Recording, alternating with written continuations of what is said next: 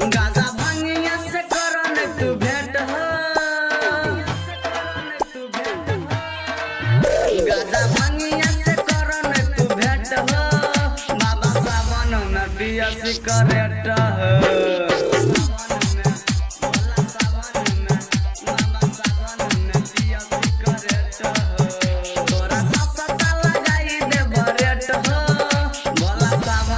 पिया सिगरेट हो सावन में, भोला सावन में, मामा सावन में पिया सिगरेट हो,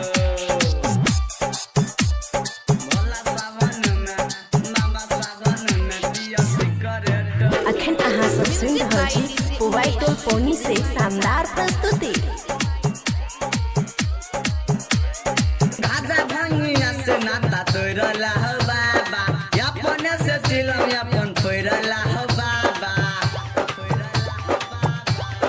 हे हो गाजा भांगिया से नाता तोड़ला हो बाबा, अपने से चिलम अपन फोड़ला हो बाबा। बात कह जिया हम परफेक्ट हो, बात कह जिया हम परफेक्ट हो, बाबा सावन में पिया सिगरेट हो, भोला सावन में, बाबा सावन में, भोला सावन में पिया सिगरेट हो।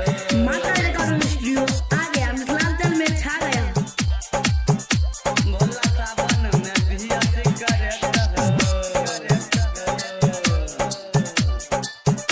भोला सावन में पिया सिगरेट। अखन अहाँ सब सुन रहल छी पुवाई टोल पौनी से शानदार प्रस्तुति।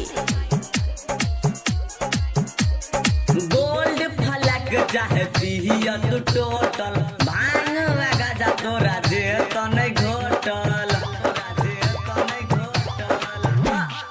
गोल्ड फलक चाहे पिया तू टोटल, भांग या गाजा तोरा जे तने घोटल। पहिला का सारी से कला जल्दी जट हो,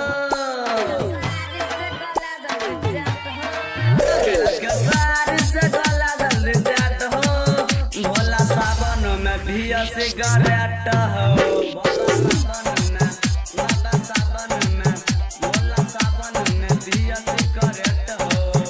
तोरा ससा लगाई दे बरेट हो, बाबा सावन में पिया सिगरेट हो।